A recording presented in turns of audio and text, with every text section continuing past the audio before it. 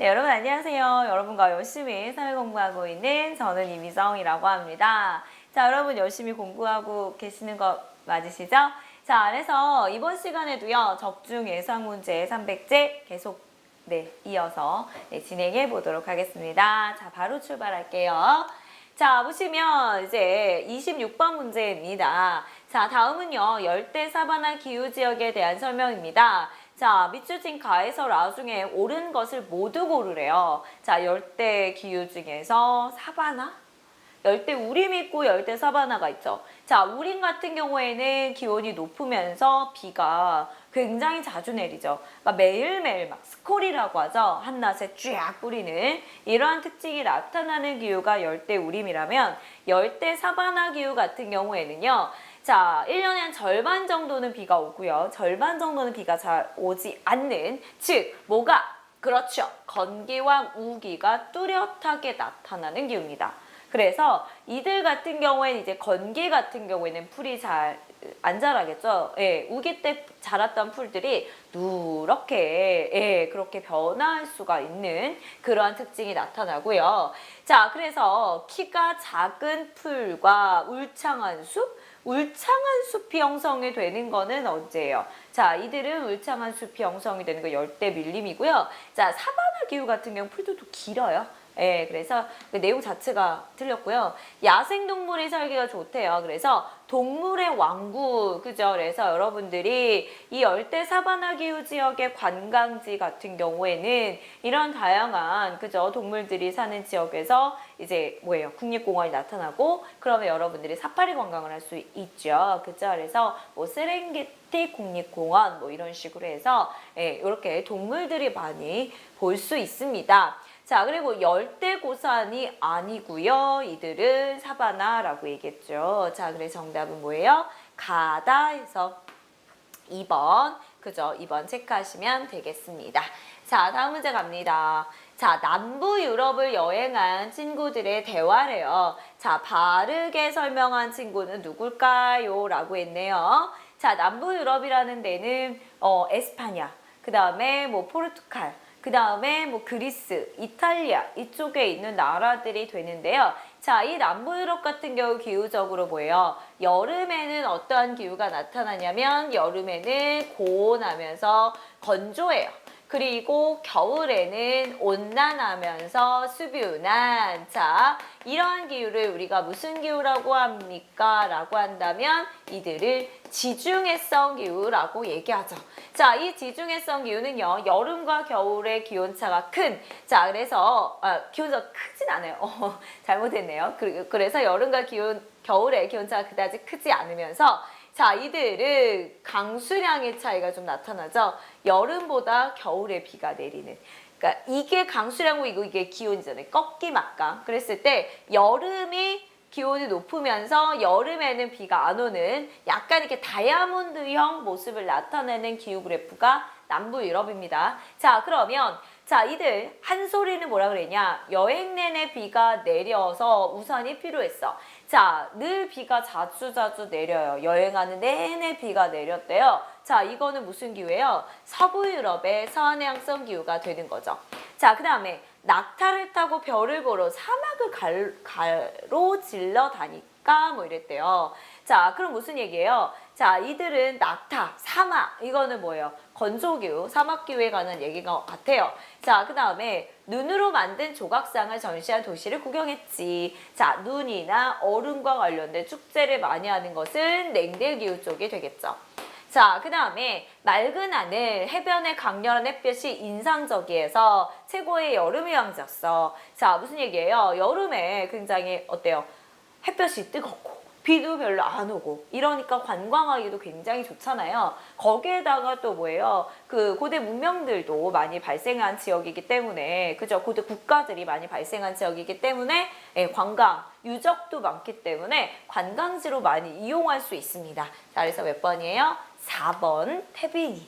자, 그래서 이렇게 여러분들 정리하시면 되겠습니다. 그죠? 자, 그래서 27번에 남부 유럽, 특히 지중해성 기후에 관한 내용들 여러분들 알고 있는지 물어보는 문제였고요. 자, 여름에 고온 건조하기 때문에 이들은 수목농업이 발달하죠. 요거까지도 여러분들 체크하실 수 있어야 됩니다. 자, 다음 갈게요.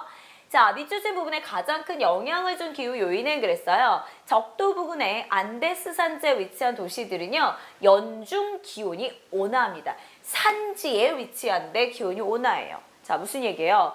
적도 주변이잖아요. 그러면 기온이 높아야 되죠. 그런데 쭉쭉쭉쭉쭉쭉 올라가다 보면 기온이 어떻게 돼요? 좀 낮아져서 우리나라에 어느 정도의 봄 정도의 기온이 나타나죠. 항상 봄 같다 그래서 상춘기후라고도 하고요. 높은 지역에 나타난다 그래서 고산기후라고도 얘기할 수 있는 이 기후지역은 뭐의 영향을 받기 때문이에요? 그렇죠. 고도죠, 고도. 그러니까 해발 고도가 높다 보니까 여기는 기온이 어때요? 기온이 따뜻합니다. 그래서 사람 살기 어때요? 적당한 기후 조건이 나타날 수 있는 거. 자, 그래서 정답은 2번 체크하시면 되겠습니다. 자, 다음 문제 갈게요. 우리나라의 산지의 특색에 대한 설명을 옳지 않은 것은, 자, 그래서 우리나라는요, 국토의 대부분이 산지가 많습니다. 그러니까 대부분이라는 얘기는 70% 정도 이상의 이제 산지라는 거고요. 대부분 오랜 침식을 받아서 비교적 고도가 낮고요. 자, 그 다음에 경사가 완만하다. 그죠? 오랜 침식을 받아서. 네, 맞습니다. 자, 그 다음에 산지의 대부분은 동해안 쪽에 가깝게, 자, 우리나라 산지의 지역의 특징은 뭐예요? 동고서저 지형이죠. 그러니까 동해안 쪽에 많이 산지들이 위치하죠. 그 다음에 남서쪽에는 평야가 발달하는 건 맞아요. 그런데 서쪽으로 치우친 용기가 아니라 뭐예요? 동쪽으로 치우친 용기의 영향으로 동쪽에는 산지가, 남서쪽에는 평야가 이렇게 나타나죠. 그래서 문제를 정확하게 인지하셔야 됩니다. 그래서 우리나라의 지역 답 표시를 어디다가 했을까요? 자, 여기다가 하셔야죠. 그래서 4번을 체크하시면 되겠습니다. 자, 그래서 우리나라는 동고서저 지형이다 라는 거, 자, 여러분들이 확인하실 수 있겠습니다. 자, 다음 문제 갈까요?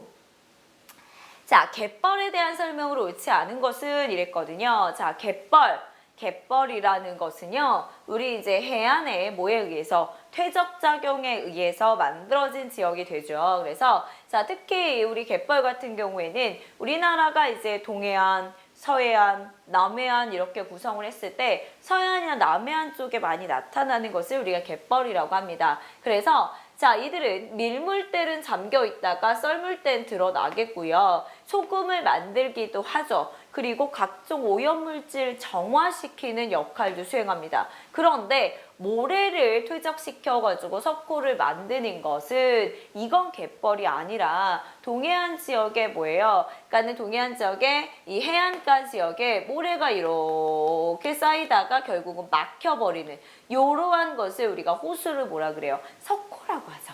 나는 이거는 상관없는, 갯벌과는 관련이 없는 내용이 되겠죠. 자, 마찬가지로 이도 퇴적작용에 의해서 만들어진 지형이긴 하지만 갯벌은 아닙니다. 자, 그래서 정답은 네, 3번이 되겠습니다. 자, 다음 문제 갈까요?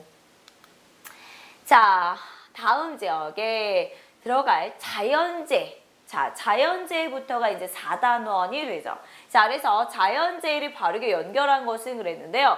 자연재해 문제도요, 거의 한 문제 정도는 출제가 돼요.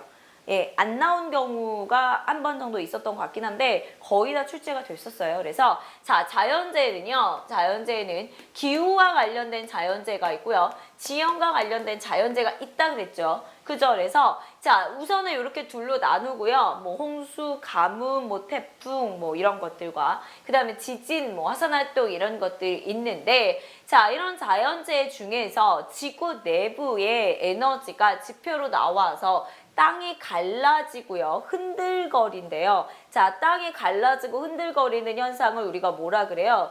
지진이라고 하죠. 지진. 자, 지진이라고 하고요. 자, 그 다음에 지하에서 생성된 마그마가 지각의 약한 부분이나 틈을 뚫고 분출하는 현상은 뭐라 그래요? 화산활동이라고 하죠. 선생님, 이렇게 쉬운 문제가 나옵니까? 라고 생각할 수 있지만 네, 이런 상식적인 문제도 출제가 될 수 있어요. 그죠? 그래서 이런 지진이나 화산활동에 관한 것들은요, 물론 이게 지진이냐 화산활동이냐 이런 것들을 묻는 문제도 출제가 되겠지만 그들의 뭐예요? 장단점들도 여러분들이 정리하라고 여러 번 언급했습니다. 그래서 그러니까 분명히 화산활동이 발생하는 거는 굉장히 큰 자연재해잖아요. 그럼에도 불구하고 화산활동이 발생하는 지역에 많은 사람들이 거주하는 모습을 볼 수 있거든요. 그건 분명한 뭐예요? 장점을 가지고 있다라는 내용이 됩니다. 그래서 장점들도 여러분들 꼭 정리를 하실 수 있어야 된다라는 거. 자, 꼭 인지하시고요. 자, 정답은 2번이었죠? 다음 문제 갑니다. 자, 화산이 폭발해서 재나 먼지로 이뤄진 먼지구름이 오랫동안 하늘을 덮고 있으면 기후가 변하게 하고요. 그 다음에 지면에 떨어지면 주변 온통 회색빛 세상으로 만든대요. 온통 주변을. 네. 자, 이렇게 만든다라고 얘기를 하는데, 자, 그러면 화산활동에 대한 피해를 고르라는 거예요. 그러면 화산재가 분출하게 되면서 어때요? 이 태양을 막아요. 태양을 맞게 되니까 기온이 어떻게 돼요? 낮아지는 저온현상이 발생을 합니다. 그죠? 자, 기온이 낮아지는 저온현상이 발생하고요. 그러면서 또 어때요? 화산재에 의해서 공기오염도 발생을 하겠죠. 그쵸? 자, 그러나 토양 오염은 일어나는 건 아니에요. 그러니까는 이 화산재가 아래쪽으로 깔리게 되면 그걸 이용해서 우리가 뭐에 이용할 수 있어요? 농경에 유리할 수 있거든요. 그래서 그러니까 우리가 뭐 벼농사라든가 아니면은 뭐 커피라든가 바나나라든가 이러한 작물들도 재배할 수 있기 때문에 토양 오염이는 아니죠. 그 다음에 지형이 변하는 것은 뭐예요? 지형이 변하는 것은 이것과 관련은 없습니다. 자, 우리 정답은 몇 번이에요? 1번이 되겠습니다. 자, 그래서 요거 문제 한번 확인을 하셔야 되겠고요. 다음 문제 갑니다. 자, 밑줄친 가의 특징을 활용하여 재배하는 작물이 아닌 것은 그랬어요. 자, 아까서 얘기했죠. 화산활동의 가장 큰 장점 중에 하나가 화산재가 굉장히 비옥하기 때문에 농업에 유리하다라고 얘기했어요. 그래서 자, 화산재는 가옥과 농경지를 덮어서 피해를 주기도 하지만 그러나 자, 이거 여러 광물질을 포함하고 있어서 토양을 비옥하게 만들지로 뭐 이렇게 나와 있죠. 그러니까는 이런 것들을 이용해서 우리가 뭘 기르냐? 뭐 필리핀 같은 경우 바나나 같은 거 기를 수 있고요. 그 다음에 커피, 뭐 하와이나 이런 지역에서 커피 기르고요. 그 다음에 인도네시아 같은 경우에 벼를 많이 기릅니다. 그래서 그러니까 인도네시아 지역에선 자화섬 지역이 굉장히 화산 활동이 많이 일어나는데 그럼에도 불구하고 그 지역의 인구가 많이 밀집되는 이유는 벼농사가 발달하기 때문이죠. 그래서 화산과 관련이 없는 것은 이것들이 일어나는 지역에서 밀재배는 이루어지고 있진 않아요. 자, 그래서 요거는 3번 문제입니다. 3번 정답 체크하시면 되겠죠. 그래서 지금 화산활동과 관련지어서 장점은 농업에 유리하다라는 장점을 하나 먼저 체크하실 수 있는데 그 외에도 장점들 많이 있는 거 아시죠? 그것도 여러분들이 정리하셔야 되겠죠. 자, 그러면 가나의 자연재해에 대한 설명으로 옳은 것을 고르면 이랬어요. 자, 가와 나, 홍수와 가뭄은요. 같이 세트로 많이 출제가 될 수 있습니다. 그러니까 성향이 반대이긴 하지만 이게 뭔가 특징들이 비슷하죠. 한쪽은 비가 너무 많이 와서 문제가 되고 한쪽은 너무 비가 안 와서 문제가 되잖아요. 그러니까 비와 관련된 공통적인 요인을 갖고 있긴 한데 홍수 같은 경우에는요. 짧은 시간 비가 왕 내려요. 왕 내리면서 좁은 지역에 갑자기 피해를 확 주고 금방 사라져요. 그죠? 그러니까 범위도 좁고 짧은 시간 안에 피해를 줍니다. 그에 반해서 가뭄은요. 비가 안 왔나 봐, 안 왔나 봐, 안 왔나 봐 이게 굉장히 오랜 기간 지속이 되면서 그러다가 이제 피해가 서서히 드러나게 되는데 넓은 지역에 피해를 주고요. 그 다음에 얘네들을 회복시키는데도 굉장히 오랜 시간이 걸릴 수밖에 없습니다. 그죠? 자, 그러면 가는요. 나보다 피해 지역이 넓게 나타난다. 가는 나보다 얘가 더 넓다 그랬잖아요. 그쵸? 그러니까 틀렸네요.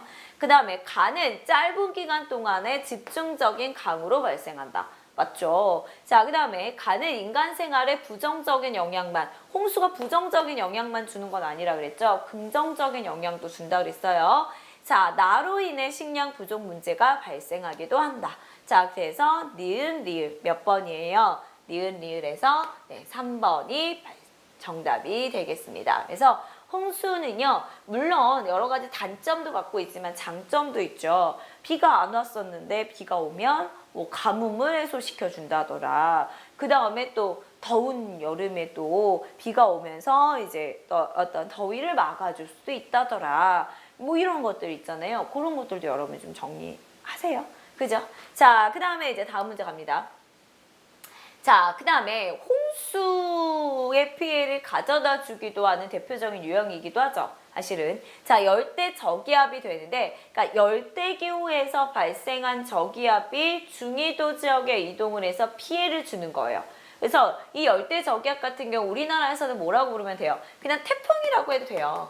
태풍이라고 해도 되는데, 그러니까 위치에 따라서 이름은 조금씩 다르죠. 그죠? 그런데, 자, 얘네에 대해 이로운 점을 고르래요. 태풍이 발생을 하게 되면 많은 비와 바람을 동반해서, 그죠? 무슨 뭐 가옥 피해라든가, 그 다음에 농경 피해라든가, 인명 피해라든가, 이런 것들, 그러니까 부정적인 측면도 굉장히 많아요. 그러나 이 태풍이라는 게 긍정적인 측면도 있거든요. 그러니까 얘네들이 늦은 여름에서 이제 초가을 사이에 불게 되면서 비가 안 왔었다면 이런 태풍에 의해서 용수를 공급해 줄 수 있다라는 거죠. 그 다음에 이게 비만 오는 것이 아니라 바람이 동반되는데 여름철에 아무래도 이제 기온이 높다 보니까 영양분이 많아지고 그래서 바다의 플랑크톤이 이상적으로 너무 많아져요. 그런데 이 태풍에 의해서 적조가 완화될 수 있습니다. 그죠? 그 다음에 강한 바람을 동반을 하는 게 이로운 점은 아닐 거 아닙니까? 그죠? 이게 특징이 아니라는 게 아니라 이건 이로운 점은 아니죠. 그 다음에 가뭄을 해소시켜주기도 하겠죠. 자, 그러면 가나라죠. 가나라 몇 번이에요? 네, 4번 체크하시면 되겠죠. 많은 장점들은 여러분들이 꼭 체크하셔야 돼요. 왜냐하면 단점은 여러분 상식 수준에서 다 알고 있어요. 그러니까 단점은 다 아니까 장점을 좀 체크하시는 게 좋을 것 같습니다. 자, 다음 문제 갑니다. 자, 지진 발생 시 피해를 줄이기 위한 방법으로 옳은 것을 고르래요. 자, 지진이 발생을 했을 때는 일단은 탁자 밑으로 들어가고요. 그러니까 무슨 뭐 머리에 방석이나 이런 것들을 좀 감싸야죠. 머리에 피해를 입을 수 있으니까. 그 다음에 비상식량이나 약품 같은 것 준비하는 것도 필요하겠죠. 그죠? 만약을 대비할 수 있어야 되죠. 그 다음에 가스밸브는 열어두면 위험하죠. 잠가야죠. 그죠? 네, 잠그고 대피해야 되겠고요. 낮은 곳으로 대피하는 것이 아니라 높은 곳으로 대피하겠죠. 그래서 지진에 대한 피해를 조금은 줄일 수 있는 거기에 대한 어떠한 대비 훈련 같은 것도 미리미리 시행을 하는 것도 필요할 것 같고요. 그 다음에 이제 지진에 대해서 또 예방책 같은 거 있죠. 그러니까 뭐 내진 설계 한 건물들을 많이 만든다거나 아니면은 예보 시스템 같은 것들을 잘한다던가 요런 것들에 관한 것도 여러분들이 꼭 정리하는 게 필요할 것 같습니다. 그래서 여기까지 자 36번에는 1번이 되겠고요. 자 다음 문제 갑니다. 자 홍수에 대한 설명을 옳지 않은 것은 그랬어요. 자 홍수는요. 비가 많이 와요. 그래서 하천이 넘쳐서 생활터전이 물에 잠겨 큰 피해를 입는다. 그쵸? 비가 많이 와서 피해를 입겠죠 뭐.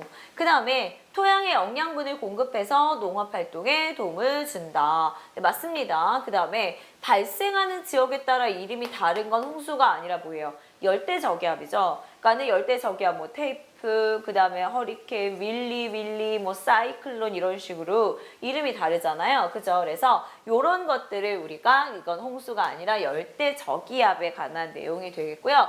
저지대가 아무래도 낮다 보니까 높은 지역에서 물이 다 쓸려 내려오면서 피해를 가져다 주겠죠. 자, 그래서 37번에는 3번 체크하시면 되겠고요. 자, 다음 문제 갑니다. 인간활동과 자연재해의 관계로 옳지 않은 것은 그랬어요. 자, 인간활동으로 자연 생태계가 점차 파괴되고 있다. 그쵸. 인간이요. 뭔가 좀 더 이익을 얻기 위해서 무슨 뭐 하천의 직강화 이런 것들 아니면은 막 도로를 좀 더 어때요 포장하게 되니까 그러니까 흙이나 나무나 이런 것들이 줄어들게 되면서 생태계가 점점 더 파괴되고 있겠죠. 그 다음에 자연재해에 의한 피해 범위는 점차 어떻게 되고 있어요? 늘어나고 있지 축소되고 있지는 않겠죠. 자, 그 다음에 최근 증가하고 있는 홍수 피해는 인간활동과 관련이 있다. 아까도 얘기했지만 직강화 공사 같은 경우는 인간의 욕심에 의해서 더욱더 그런 것들에 의해서 피해가 커질 수 있는 거고요. 자연의 균형을 파괴하는 경우가 되겠죠. 그러니까는 더불어 살기 위해서는 너무나 환경을 그저 개발하는 것도 약간 위험할 수 있다는 거죠. 자, 다음 문제 갑니다. 자, 다음에 설명하는 자연재해는 그랬어요. 자, 생활터전이 잠겨 피해가 발생하는데 인간 활동에 의해서 그 피해가 증가하고 있다.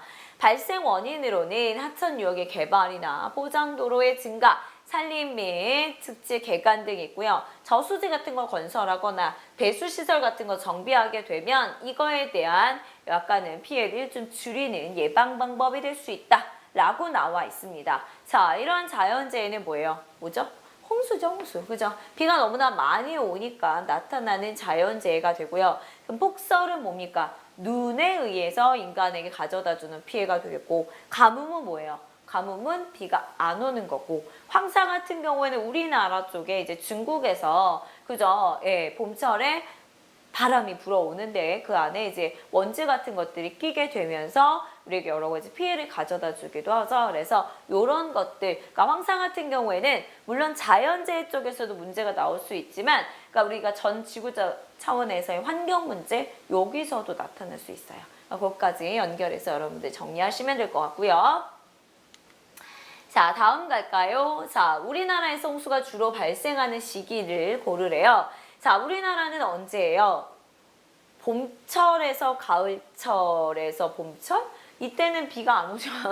그죠? 이때는 가뭄이 나타나면 나타났지 홍수는 없습니다. 그 다음에 이동성 고기압. 이 또한 뭐예요? 이 또한 가뭄이죠. 그러니까 만약에 가뭄을 물어보면 요거 고르면 되겠네요. 그리고 장마철이나 집중호우가 발생하는 여름철에 그죠? 요게 이제 비가 많이 오니까 홍수의 피해가 나타날 수 있다라는 거고요. 그러니까는 요 문제는 두 개로 쪼갤 수 있네요. 가뭄이 나타나는 시기, 그 다음에 홍수가 나타나는 시기. 요거 문제 바꿔도 될 수 있겠죠. 이해가시죠? 자, 이렇게 여러분들 체크하시면 되겠습니다. 자, 다음 문제 갈게요. 자, 다음 지역의 공통적인 특징에 해당하는 것은 그랬어요. 자, 울릉도나 영동지방 같은 경우에, 특히 울릉도 같은 경우에는요, 우리나라의 대표적인 다설지입니다. 눈이 뭐 하는지요? 많이 오는지요. 자, 그래서 여기 눈이 많이 내리는 지역이기 때문에 울릉도 같은 경우에는 뭘 설치하기도 해요? 우대기라는 걸 설치하기도 해서 그 피해를 최소화시키려고 노력을 하고 있죠. 그래서 정답은 뭐예요? 눈이 많이 내리는 지역. 자, 요거 고르시면 되겠습니다. 특별한 언급은 안 해도 될 것 같네요. 자, 그래서 1번 체크하시면 되겠고요. 자, 그 다음에 우리나라에 자주 발생하는 자연재해에 대한 설명 옳지 않은 거. 계속 자연재해만 나오니까 그죠? 답답하기도 하실 것 같은데. 자, 그래서 홍수나 가뭄에 대비해서 댐을 건설하고요. 산림을 가꾼다. 자, 그 다음에 사방공사를 해서 산사태를 예방하기도 한다. 다 맞습니다. 그리고 강수량이 많은 다우 지역에 해당하므로 가뭄으로 인한 피해는 발생하지 않는다. 자, 우리나라는요, 점점 물이 부족한 국가예요. 요즘은 많이 비가 별로 많이 내리고 있지 않죠. 특히 뭐 봄철이나 이럴 때 같은 경우에 그래서 가뭄에 의한 피해도 많이 나타나고 있습니다. 실제적으로. 그러니까 특히 우리나라는 비가 물이 뭐 비가 많이 온다고 해도 여름에만 국한돼서 비가 내리고 있기 때문에 가뭄에 의한 피해도 분명히 나타날 수밖에 없어요. 그 다음에 겨울철의 폭설로 인해서 시설물 등의 피해를 가져다 주기도 한다. 그러니까는 이런 겨울에는 폭설, 여름에는 뭐 폭염, 홍수, 뭐 이런 태풍 이런 피해들이 많이 나타나고 있죠. 그렇죠? 이렇게 이해하시면 되겠고요. 그 피해를 최소화하기 위한 노력까지도 여러분들이 정리하셔야 되겠죠. 다음 문제부터는 이제 인구와 관련된 내용이네요. 자, 그래서 인구 분포 특징으로 옳은 것을 아래서 모두 고르면 이랬거든요. 자, 인구는요, 전 세계 골고루 분포하진 않습니다. 그죠? 자, 그래서 불균등하게 분포하게 되는데 아무래도 사람들의 생각은 비슷하거든요. 그러니까는 내가 살기 좋다라고 생각하는 지역은 남들도 살기 좋아요.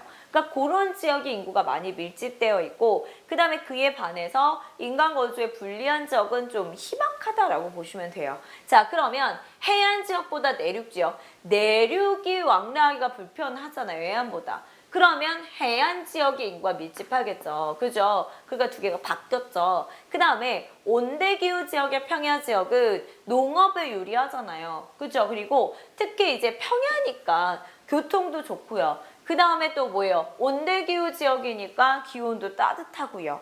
여러 가지 장점을 갖고 있기 때문에 당연히 인구가 밀집할 수밖에 없죠.